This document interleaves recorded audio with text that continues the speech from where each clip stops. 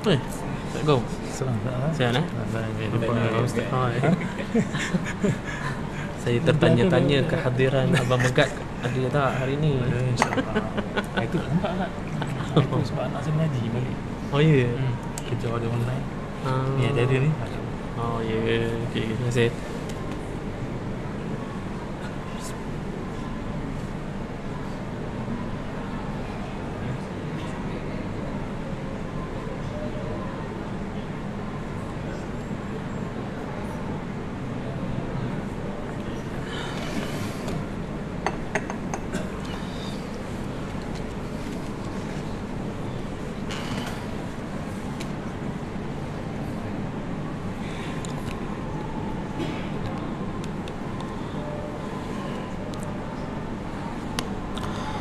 السلام عليكم ورحمة الله وبركاته.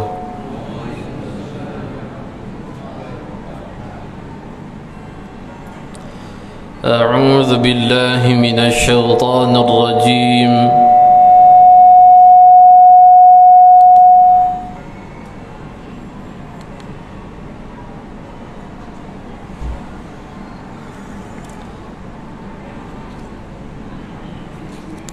بسم الله الرحمن الرحيم.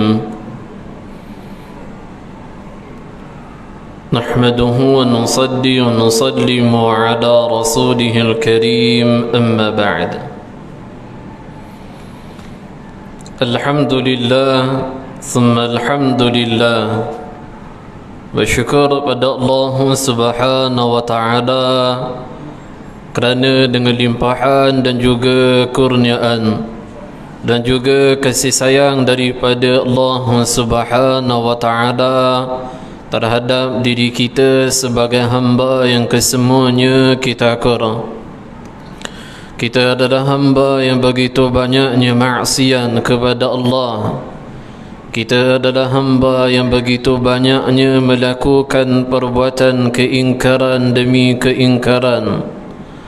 Kita akur dengan kedudukan hati kita yang serendah-rendahnya, ataupun kita akur dengan kedudukan hati kita yang penuh tawadhu'.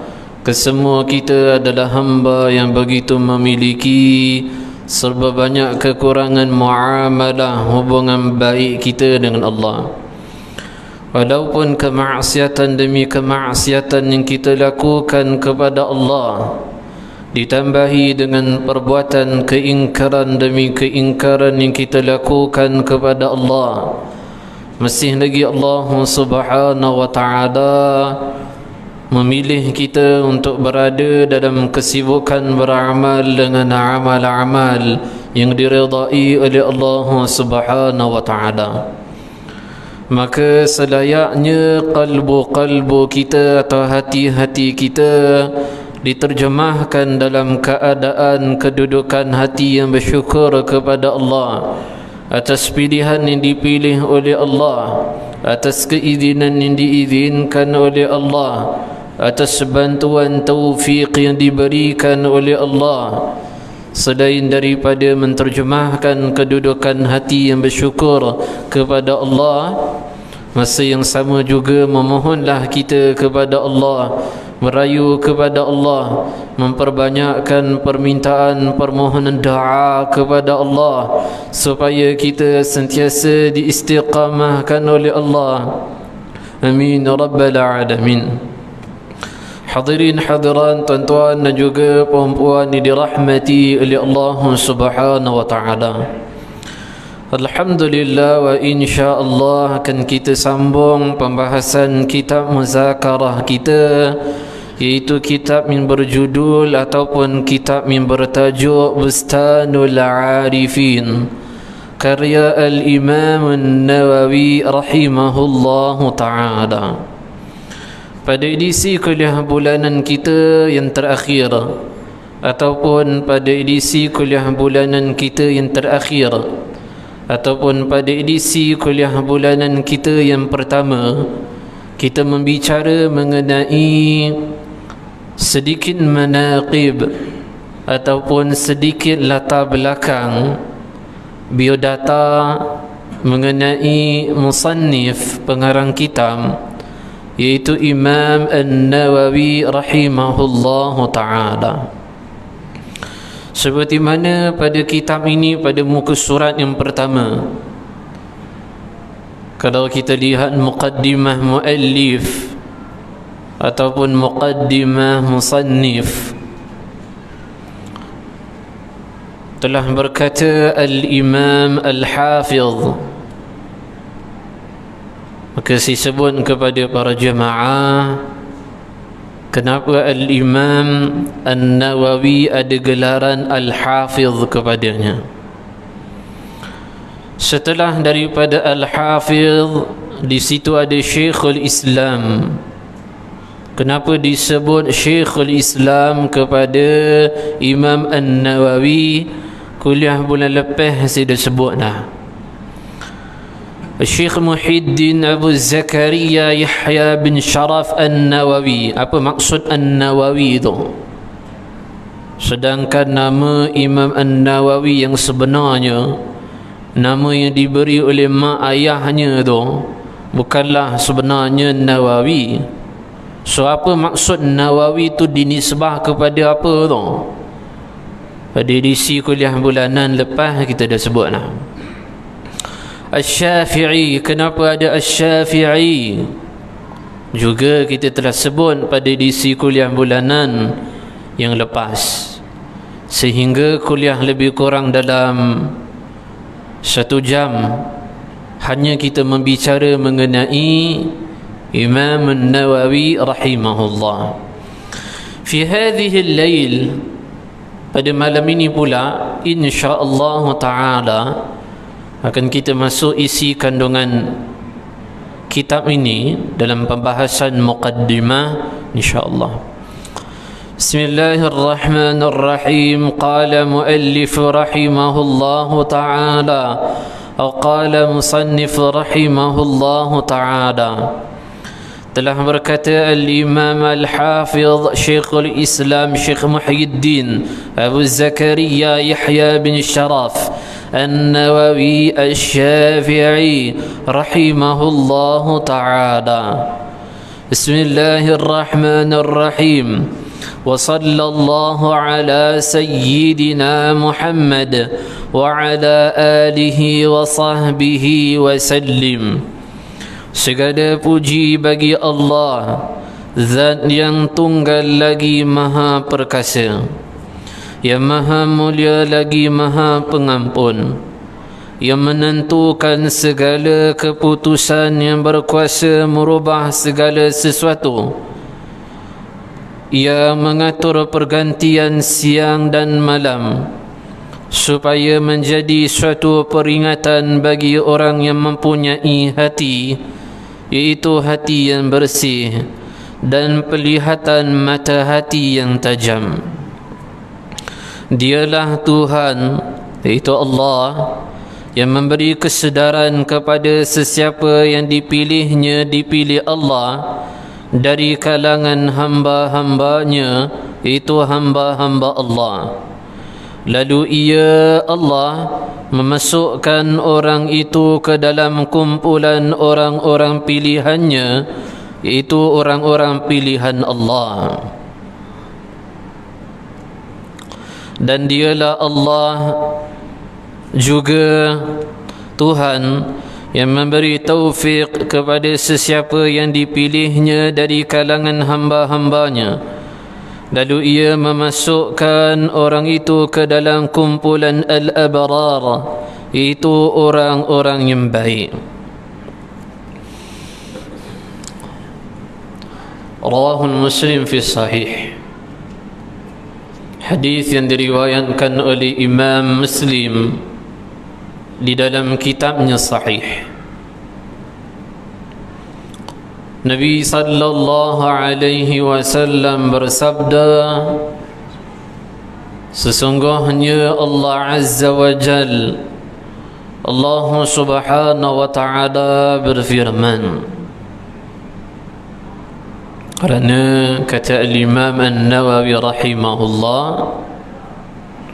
Allah Subhanahu wa ta'ala memiliki hamba-hamba yang Allah memilih mereka. yang Allah berikan taufik kepada mereka. Apa maksud taufik? Allah berikan kekuatan untuk mereka menyibukkan diri mereka dengan hal-hal atau amal-amal yang diredai oleh Allah, sehingga Allah menggolongkan mereka ke dalam golongan al-abrar, itu golongan hamba-hamba Allah yang baik. Maka di sini Nabi sallallahu alaihi wasallam bersabda, hadis yang diriwayatkan oleh Imam Muslim di dalam kitabnya Sahih, daripada sahabat Abu Dzar Al-Ghifari radhiyallahu taala anhu. Ia berkata, aku telah mendengar Nabi sallallahu alaihi wasallam bersabda.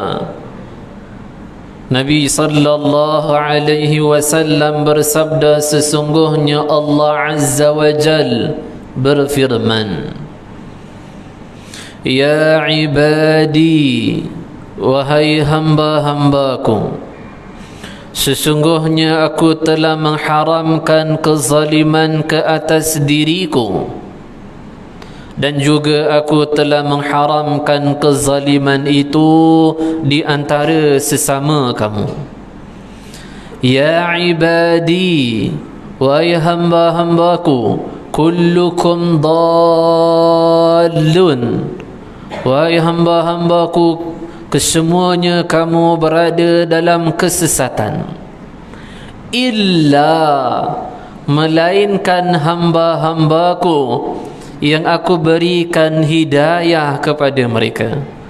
Maka oleh dari itu pohonlah hidayah kepadaku, mintalah hidayah kepadaku, nescaya aku berikan hidayah akan kamu.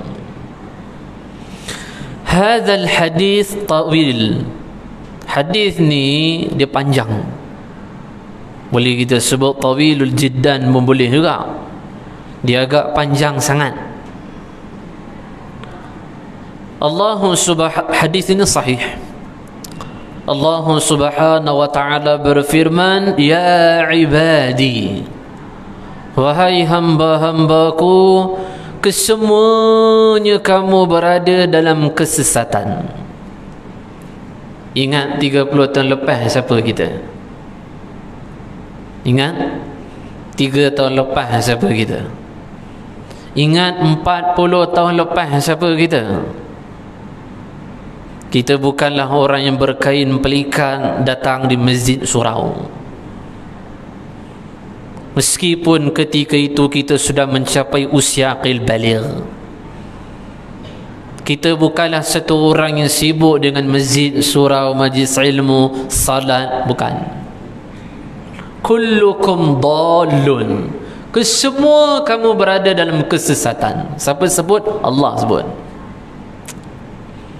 So kita tahu sejarah hidup kita dulu sebelum kita hijrah tu kita kenal. Kullukum dallun illa, kesemua kamu berada dalam kesesatan, illa, melainkan hamba-hambaku yang aku berikan hidayah kepada kamu. Alhamdulillah. Maka sambung dalam riwayat hadis ini, hadis qudsi ini, maka oleh dari itu pohonlah hidayah kepadaku, maka nescaya aku berikan hidayah kepada kamu.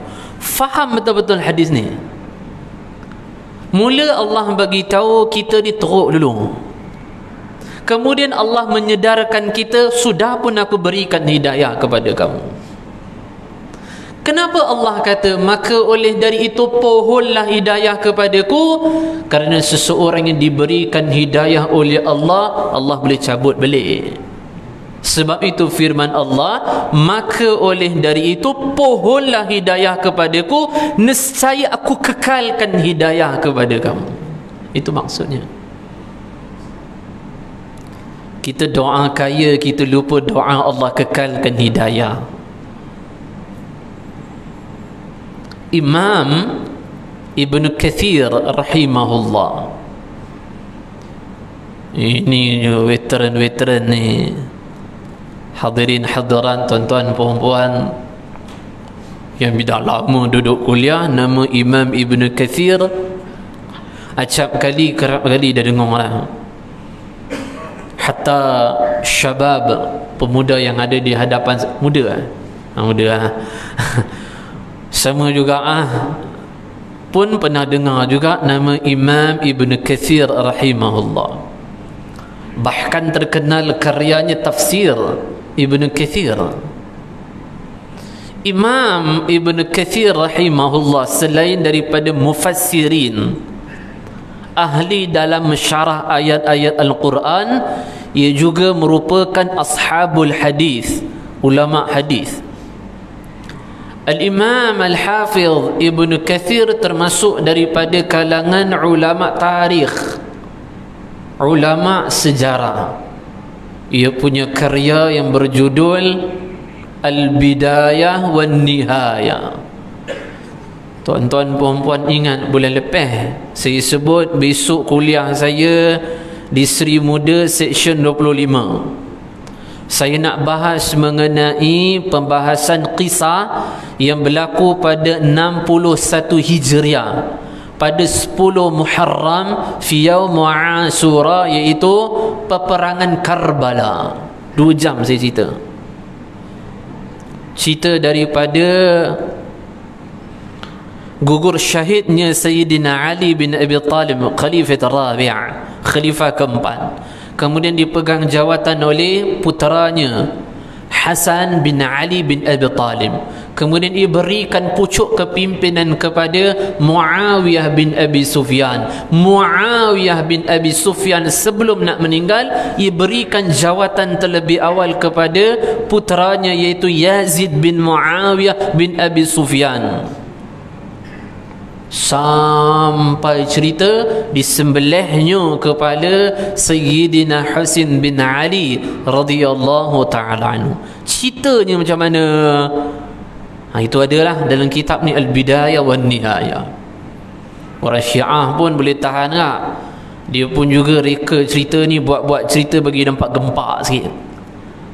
Orang Syiah pun ada buat riwayat palsu nak bagi cerita ni macam feel sikit, macam sedih-sedih sikit pun ada juga.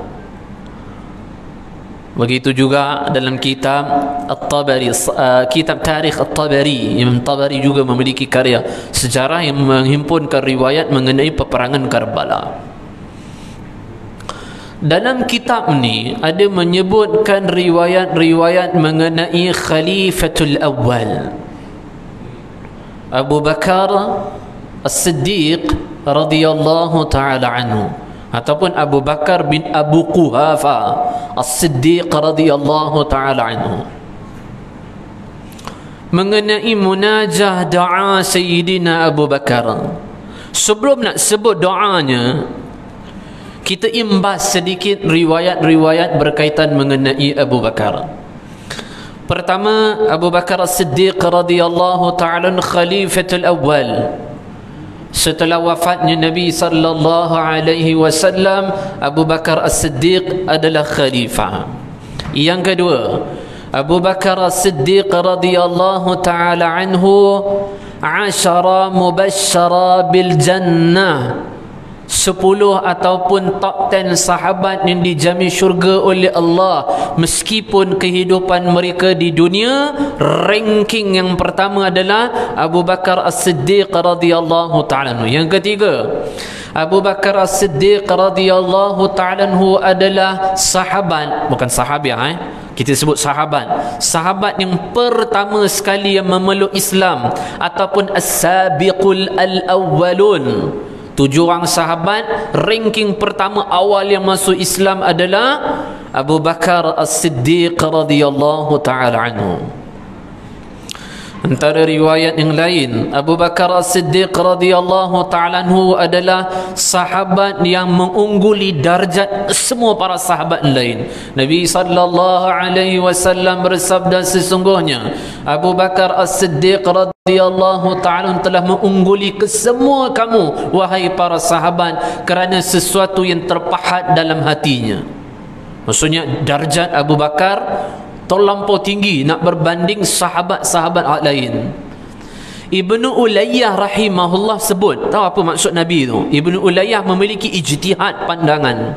Kata Ibnu Ulayyah rahimahullah, tabi'in, kata Ibnu Ulayyah, maksud Nabi sesuatu yang terpahat dalam hati Abu Bakar itu adalah hubbullah wa hubbur rasul. Dia memiliki soal maqam hub, cinta. Dia memiliki hati yang begitu mencintai Allah dan Rasul sallallahu alaihi wasallam. Apa lagi riwayat Abu Bakar? Rawahu hadis yang diriwayatkan atau dihimpunkan oleh Imam Az-Zahabi dalam karyanya Siyar A'lamun Nubala. Nabi sallallahu alaihi wasallam bersabda, aku memiliki dua menteri daripada kalangan penduduk langit, aku juga memiliki dua menteri daripada kalangan penduduk bumi. Dua menteriku daripada kalangan penduduk langit adalah Mikail alaihi salam dan Jibril alaihi salam, dan dua menteriku daripada kalangan penduduk bumi adalah Abu Bakar dan juga Umar radhiyallahu ta'ala anhuma. Apa lagi riwayat Abu Bakar As-Siddiq? Juga diriwayatkan oleh Imam Zahabi dalam karyanya Siyar A'lamun Nubala. Nabi sallallahu alaihi wasallam bersabda, ikutilah kedua sahabatku ini setelah ketiadaanku, kerana kebaikan sentiasa, hidayah petunjuk kebaikan sentiasa akan ada di sisi mereka, kedua mereka ini, iaitu Abu Bakar dan juga Umar radhiyallahu ta'ala. Hingga 7. Ketika Nabi sallallahu alaihi wasallam memasuki masjid, ada sahabat, dua orang sahabat ni, Abu Bakar dan juga Umar radhiyallahu anhuma ada dalam masjid. Ketika mereka melihat kedatangan Nabi sallallahu alaihi wasallam memasuki dalam masjid, maka kedua-dua sahabat ini pergi mendekati baginda. Kemudian Nabi sallallahu alaihi wasallam memegang tangan Sayyidina Abu Bakar, kemudian mendirikan di sisi kanan baginda. Kemudian baginda Nabi sallallahu alaihi wasallam memegang tangan kirinya, memegang tangan Umar, kemudian mendirikan di sebelah sisi kiri Nabi sallallahu alaihi wasallam. Nabi pegang tangan kedua mereka dan Nabi sallallahu alaihi wasallam bersabda, beginilah keadaan kami akan dibangkitkan oleh Allah di akhirat kelak nanti. Abu Bakar As-Siddiq radhiyallahu ta'ala, riwayat yang ke-8. Nabi sallallahu alaihi wasallam bersabda, andai kata aku dibolehkan untuk memiliki khalil, kekasih, nescaya Abu Bakar adalah kekasihku, tetapi kekasihku adalah Allah Subhanahu wa taala. Riwayat yang ke-9. Seorang sahabat Nabi sallallahu alaihi wasallam menemui baginda dan mengatakan, ya Rasulullah sallallahu alaihi wasallam, daripada kalangan sahabat siapakah yang paling tuan mencintainya? Kemudian Nabi sallallahu alaihi wasallam bersabda, Abu Bakar As-Siddiq radhiyallahu ta'ala anhu. Kemudian daripada kalangan sahabiah wanita, siapakah yang paling tuan mencintainya? Kemudian Nabi sallallahu alaihi wasallam bersabda, putrinya, iaitu Aisyah radhiyallahu ta'ala anha. Riwayat yang ke-10 seperti juga diriwayatkan oleh Imam Ibn Kathir. Satu hari Abu Bakar As-Siddiq, ini riwayat terakhir. Satu hari Abu Bakar As-Siddiq radhiyallahu ta'ala anhu menghampiri atau mendekati majlis Nabi sallallahu alaihi wasallam, dan raut wajah Abu Bakar ketika itu tahu apa nak sedap. Wajah tu dalam keadaan sedih. Nabi tahu sesuatu yang dialami oleh Abu Bakar. Kemudian Nabi sallallahu alaihi wasallam bersabda, wahai para sahabatku, lihatlah wajah sahabatku ini, sahabat pertama yang membela aku mati-matian sehingga hampir ia menemui kematian kerana membela Islam yang kubawa. Abu Bakar As-Siddiq mengatakan, ya Rasulullah sallallahu alaihi wasallam, telah berlaku pertelingkahan antara ku dan juga Ibn Al-Khattab, iaitu Umar radhiyallahu ta'ala. Kemudian aku telah merendahkan diriku untuk memohon maaf kepadanya, namun ia enggan memaafkanku. Kemudian Nabi sallallahu alaihi wasallam memanggil Abu Bakar, suruh duduk di dekat dengan baginda. Kemudian tak apa lama datanglah Umar Ibn Al-Khattab. Perawi yang riwayat cerita ni kata, asal tu Nabi tengah sandar dekat mimbar. Datang Umar Al-Khattab radhiyallahu ta'ala, Nabi kedepankan badan baginda dan wajah Nabi begitu marah, dan Nabi sallallahu alaihi wasallam mengatakan, ya Umar, ingat-ingat ketika Islam awal yang ku bawa yang menentangku termasuk engkau ya Umar. Malah yang membela mati-matian keislaman yang ku bawa dakwahku adalah Abu Bakar As-Siddiq radhiyallahu ta'ala. Wujud kekerasan dalam hati apa engkau ya Umar sehingga enggan engkau memaafkannya? Abu Bakar As-Siddiq radhiyallahu ta'ala kata, sejak daripada peristiwa ini tak ada mana-mana sahabat pernah menyakiti hatiku, kerana baginda telah menunjukkan kemarahan baginda bagi orang yang menyakitkan hatiku. Riwayat yang ke-11 nak cerita mengenai munajah doa Abu Bakar As-Siddiq. Tuan-tuan, saya share 10 riwayat pada tuan-tuan. Saya share 10 riwayat. Kenapa? Untuk renungkan apa yang didoa oleh Abu Bakar As-Siddiq kepada Allah. Boleh je share 2, 3, 4, 5 sudah Perhal ni share sampai ke 10 riwayat, supaya untuk saya, hadirin hadiran, tuan-tuan puan-puan, sama-sama kita renung. Apa doa Abu Bakar As-Siddiq? Ya Rab, ya Allah, setelah engkau berikan hidayah kepada kami ya Allah, tolonglah ya Allah, engkau kekalkan hidayah kepada kami ya Allah. Sahabat macam Abu Bakar pun masih doa lagi supaya dikekalkan hidayah. Padahal Abu Bakar As-Siddiq ini sahabat yang paling dicintai oleh Allah.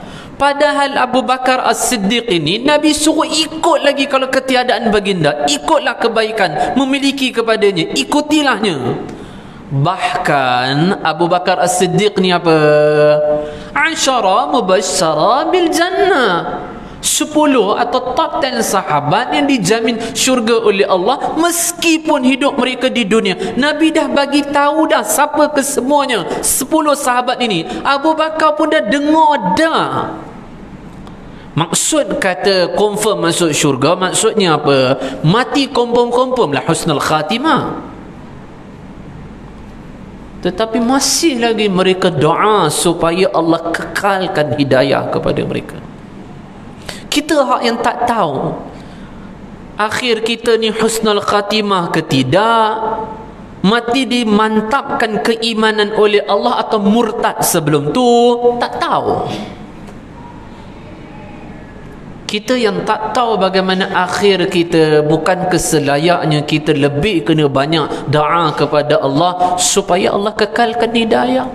Hidayah ni mustahak sangat-sangat, sampai diwajibkan untuk membaca suratul Fatihah pada setiap salat, wajib maupun sunnah. Surah lain tu sunnah, baca suratul Ikhlas ke, tapi suratul Fatihah wajib. Apa isi kandungan dalam suratul Fatihah? Ihdinas siratal mustaqim. Ya Allah, tunjukkanlah akan kami ya Allah jalan yang lurus. Padahal salat tu dah jalan lurus dah. Kenapa masih dok minta lagi pada Allah dalam salat? Kenapa diwajibkan? Kerana takut lepas daripada selesai salat kita tak berada dalam jalan yang lurus menuju redha Allah. Kita ni terlampau lalai sangat kadang. Minta kaya, minta kemewahan, padahal hidayah itu lagi mustahak kot. Sebab apa menjadikan mereka para sahabat yang sudah ada jaminan syurga masih lagi takut? Di antaranya kerana satu hadis ini. Kerana satu hadis ini. Tuan-tuan, Umar Al-Khattab radhiyallahu ta'ala anhu, ranking nombor 2 dalam maksud saya 10 mubasysyara bil jannah, bukan as-sabiqun al-awwalun. As-sabiqun al-awwalun bukan awal masuk Islam. Maksud saya 10 mubasysyara bil jannah, 10 top 10, 10 atau top 10 sahabat dijamin syurga oleh Allah. Ranking nombor 2 tu Umar Al-Khattab. Ibnu Jauzi rahimahullah dalam karyanya, Imam Ibnu Jauzi rahimahullah dalam karyanya Sifatul Safwa, ketika menyebutkan manaqib riwayat-riwayat Umar Al-Khattab. Umar Al-Khattab dalam Taurat dan Injil Allah dah cerita dah seperti diriwayatkan oleh Wahab bin Munabbih rahimahullah. Dan di wajah Umar Al-Khattab ada bekas berwarna hitam kerana tangisannya kerap kerana takut pada Allah. Tak boleh hilang. Padahal Umar Al-Khattab tu pun masih menangis lagi kerana takut kepada Allah. Kita ni tak tahu akhir kita macam mana. Hadis apa tu yang menyebabkan sahabat tak boleh tenang walaupun sudah ada cap jaminan confirm masuk syurga? Hadis ni hadis yang keempat dalam kitab Imam An-Nawawi, hadis Arba'in An-Nawawiyah. Abang Zul kenal Abang Zul? Semalam Abang Zul cerita kat saya. Dia kata hadis Arba'in Nawawi ni nak masuk sekolah menengah punya, di antara mata pelajaran nak masuk subjek ni juga, antaranya pengajian 40 hadis Arba'in Nawawi. Kalau siapa ada kat sini cikgu kata tak betul, tuan-tuan cari dia, jangan cari saya. Tapi dia tak datang malam ni. Aduh, saya bagi nombor lah. Hadis Arba'in Nawawiyah, 40 hadis Imam An-Nawawi, tapi Imam Nawawi tambah lagi 2 hadis lah. Hadis Ar-Rabi', hadis yang keempat. Siapa riwayat hadis ni? Bukhari Muslim. Sahabat yang meriwayatkan hadis ni siapa? Ibnu Mas'ud ataupun Abdullah bin Mas'ud radhiyallahu ta'ala. Hadis hadis tawil, hadisnya agak panjang. Last hadis ni, part yang last punya, Nabi sallallahu alaihi wasallam bersabda, ada hamba yang melakukan amalan ahli syurga sehingga jarak dia dengan syurga zira' sehasta. Fi riwayat, dalam riwayat lain tahu sebut apa? Kalau dia mati ketika momentum dia melakukan amalan ahli syurga itu, dia mati ketika momentum itu, confirm dia mati ahli syurga.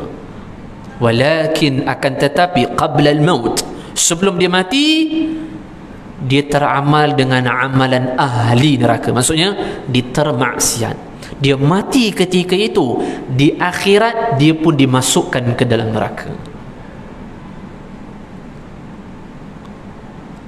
Akhir hadis ni sebaliknya lah. Ada orang beramal dengan amalan ahli neraka, maksiat, sehingga jarak dia dengan neraka zira' sehasta lagi. Dalam riwayat lain, dia mati ketika ni, mampu ya habis ya, confirm dia mati sebagai ahli neraka. Tapi sebelum mati dia telah beramal dengan amalan ahli syurga, maksud dia taat, taubat. Dia mati pula time tu, di akhirat dia dimasukkan ke dalam syurga.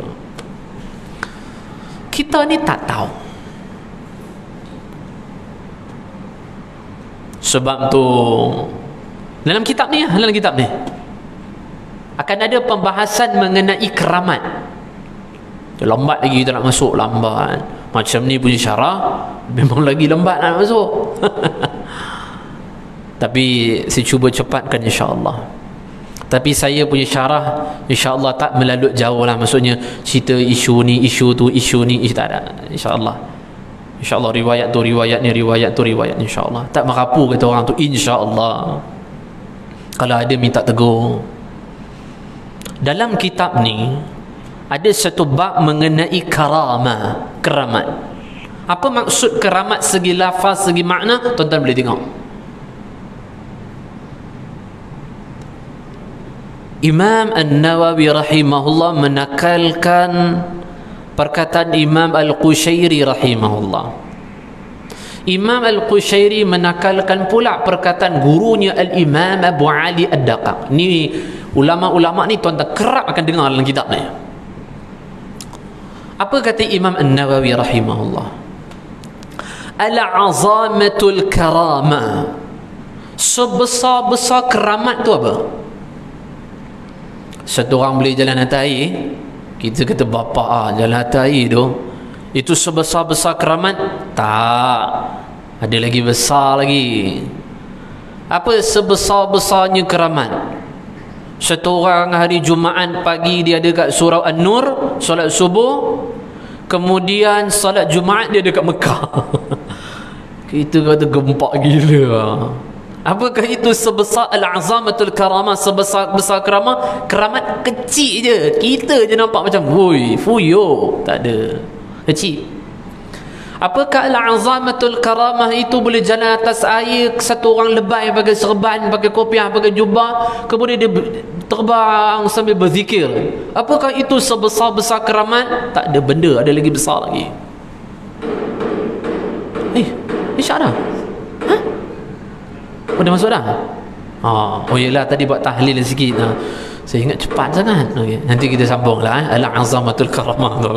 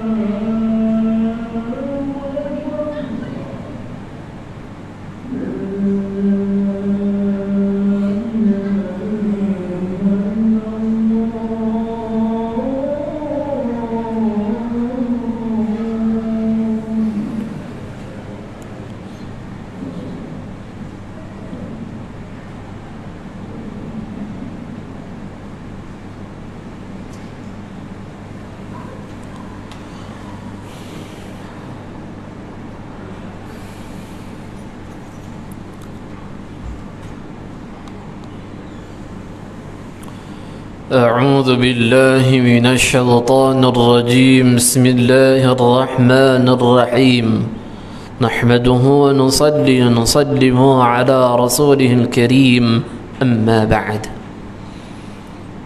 Alhamdulillah, hadirin hadiran, tuan-tuan dan juga puan-puan yang dirahmati oleh Allah Subhanahu wa taala.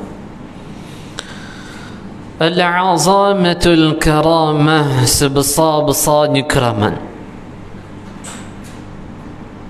Kalau dilarang, kalau seseorang amal nakkan keramat seperti yang disebutkan tadi, dilarang, tak boleh.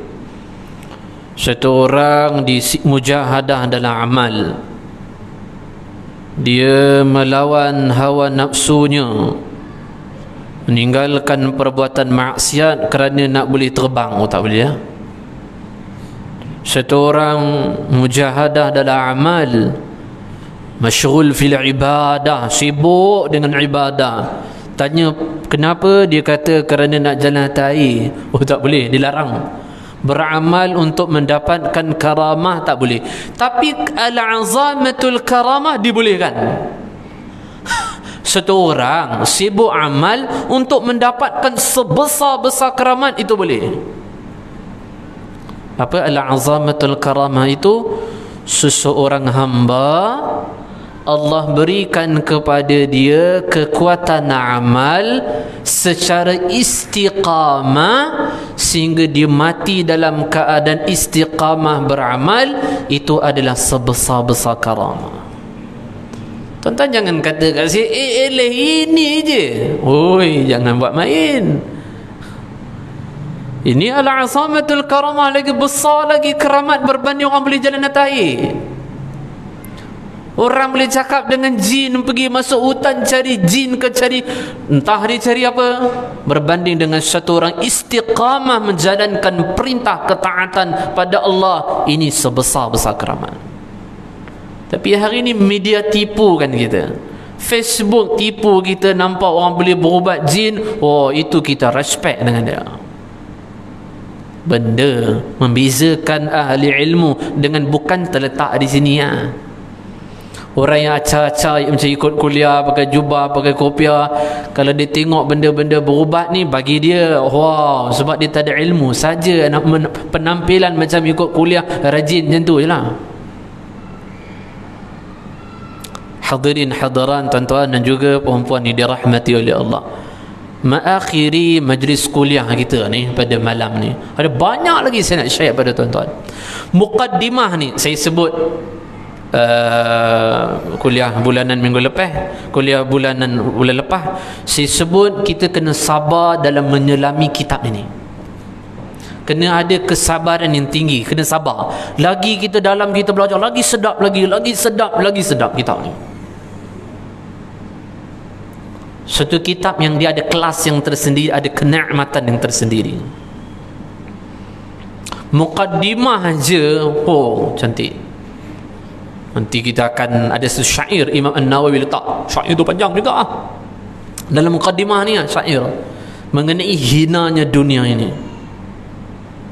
Hadirin hadiran, tuan-tuan puan-puan, mengakhiri kuliah pada malam ini saya share satu kisah yang diriwayatkan oleh Ibn Jauzi rahimahullah dalam karyanya yang berjudul Zammul Hawa. Kitab ni bagus lah, kitab ni. Saya ngajar kita Imam Ibnul Wardi. Tahu kitab ni? Saya ngajar dekat madrasah di Masjid Al-Falah Seri Muda. Kitab ni karya Ibnul Wardi, Lamiyah. Apa maksud Lamiyah? Qasidah-qasidah, syair-syair berupa kata-kata nasihat. Dekat situ Ibnu Wardi nasihat pelajar agama, jangan terliur kalau pandang seorang lelaki yang jambu. Lebih kurang macam tu lah ayat kita kan. Pelajar agama ni kalau belajar, duduk asrama, kalau tengok pelajar lelaki comel sikit, jangan terliur nampak dia macam perempuan. Ulama ni telah tinggalkan kita 800 tahun yang lepas. Ibn Wardi ni alim dalam mazhab Syafi'i, duduk di Syam 800 tahun yang lepas. Saya termenung nak syarah ni, nak guna kitab apa ni. Orang alim ni dia bukan pandai goreng semua, tak ada istilah bagi orang alim. Dia kena ada kedisiplinan ilmu. sumber mana, semua kena ada. Akhirnya saya rezeki beli kitab Ibnu Jauzi Zammul Hawa. Dalam kitab ni ada cerita mengenai amrad bab ni ya? Dan juga pembahasan mengenai liwat dan sebagainya. Ibnu Jauzi rahimahullah dalam kitab ni ada cerita mengenai macam mana awak nak kontrol nafsu syahwat awak. Kitab ni ya, cerita laki-laki, perempuan-perempuan, laki perempuan, perempuan laki. Kitab ni ada satu bab fasal membicarakan mengenai hifzul ain, nak kena jaga mata. So dalam tu ada satu kisah. Kisah dia muazzin. Muazzin ini telah melaungkan azan selama 40 tahun lamanya. Dia ada experience lah, pengalaman. Macam-macam lagu dia boleh buat azan. Satu hari dia naik menara yang tinggi kemudian untuk azan. Orang Arab dulu. Kenapa sampai sekarang kita buat juga? Orang Arab dulu Quba, ruangan tempat salat masjid, surau salat, ruangan salat, dekat tepi akan ada satu bangunan tinggi nanti. Tahu apa sebab dibuat? Kerana dulu tak ada mikrofon nak azan. So akan naik menara tu, naik atas azan. Allahu Akbar, Allahu Akbar, Allahu Akbar, Allahu Akbar. Maka muazzin dia azan. Ketika dia azan, dia nampak satu orang perempuan atau wanita, antara lebih kurang lah Majusi ke Yahudi ke Nasara, lebih kurang Nasrani, tengah berjalan dalam keadaan pakaian dia macam tak cukup pakaian. Apa nak beritahu mudah mencolokkan mata.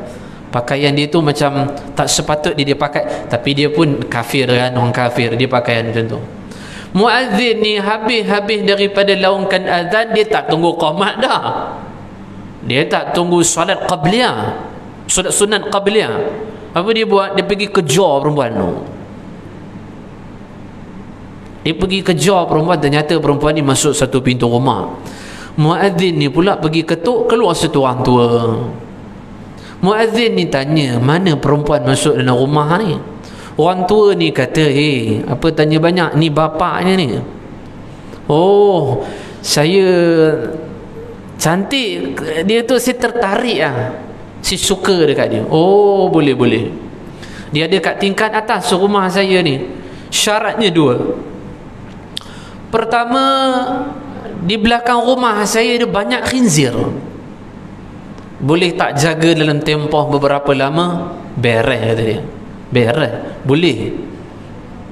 Sanggup 40 tahun awak azan, sebab mata tak jaga, suka kat perempuan ni, sanggup letak jawatan muazzin, jaga khinzir.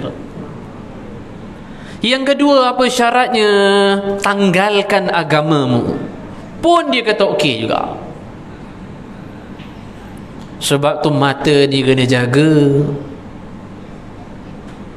Ibnu Jauzi kata, tengok ni, kerana mata yang tak dijaga, hujungnya tengok apa dia jadi. Kerana mata tak dijaga je. Nombor dua, jaga mata. Kalau tak, jadi gila macam Qais, Laila Majnun. Walaupun ada riwayat palsu dan ada riwayat baik sanadnya mengenai kisah Qais. Nama dia Qais. Bapak dia orang kaya, bapak dia pemimpin besar Bani Amir, Qais, tapi diberikan julukan nama Majnunah sebab dia terlampau gila kan pada Laila. So jangan jaga hifzul ain, jaga mata daripada melihat wanita, takut-takut jadi gila macam ni Qais. Tak pun cerita macam ni. Lepas dia kata okey, saya tinggalkan agama saya ni, kemudian dia naik tangga nak jumpa perempuan ni, nak bersama. Ketika dia semangat naik tangga, dia terjatuh daripada tangga, kemudian dia menemui ajal kematian. Matilah dia dalam keadaan murtad. Padahal dia ni melaungkan azan selama 40 tahun lamanya. Maka di sini pengajaran lain adalah tidak ada jaminan seseorang yang begitu rancak melakukan amalan salih, momentum yang baik, itu confirm mati dalam keadaan husnul khatimah. Tak ada jaminan. Maka sertakan dah syukur kepada Allah atas pilihan yang Allah pilih kita berada pada jalan yang benar. Selain daripada mensyukurinya, terjemahkanlah juga dengan sentiasa berdoa supaya Allah kekalkan kita. Moga-moga Allah Subhanahu wa taala sentiasa istiqamahkan kita. Amin ya rabbal alamin. So nanti itu kita sambung insya-Allah, sambung kata-kata Imam Nawawi yang seterusnya insya-Allah. Hadirin hadirat, tuan-tuan dan juga puan-puan yang dirahmati oleh Allah, sebelum mengakhiri kuliah apa yang kita muzakarah, kita doa kepada Allah, moga-moga Allah Subhanahu wa taala berikan kekuatan pada kita untuk amal dan kita sampaikan isi kandungan kuliah ni, pengajaran yang dapat kita sampaikan pada orang yang tak hadir majlis bersama dengan kita. Kemudian seterusnya, anak saya duduk menangis, nak suruh balik cepat. Yang seterusnya, saya tak dapat isyak bersama dengan para jemaah hadirin hadirat kerana lepas ni saya ada program lain. Kemudian seterusnya, seperti biasalah yang saya harap daripada kalangan jemaah muslimin muslimat adalah tolong doakan untuk saya, kemudian doakan untuk isteri saya, dan tolong doakan untuk anak saya. Yang seterusnya, tanamkan niat untuk bangun tahajud. Dan setiap malam Allah memanggil kita, wahai hamba-hambaku, ada tak daripada kalangan kamu hamba yang pendosa untuk aku mengampuni kamu? Setiap malam Allah panggil kita. Ada tak di kalangan kamu yang aku nak mustajabkan doanya? Setiap malam Allah panggil kita. Moga Allah berikan kekuatan pada saya, tuan-tuan dan juga puan-puan kesemuanya, Allah beri kekuatan untuk kita bangun salat malam. Amin. Kemudian seterusnya, sebelum tidur juga maafkan kesalahan saudara muslim di belakang kita yang kita tak tahu apa salah mereka dengan kita. Just maafkan mereka kerana ia juga merupakan amal yang mudah masuk dalam syurga, seperti riwayat Abdullah bin Amr bin Al-As radhiyallahu anhu. Akhir kalam yang baik itu datang daripada Allah. Sudah silap kelemahan kekurangan datang daripada diri saya sendiri. Hakikatnya qadrihi khairi syarrih min Allah Ta'ala. Hakikatnya segala sesuatu yang baik dan juga buruk kullu min indillah. Kesemuanya hakikat datang daripada Allah Subhanahu wa taala. Wallahu taala a'lam bis-shawab. Ilaihi al-ma'ab. Wassalamu alaikum warahmatullahi wabarakatuh.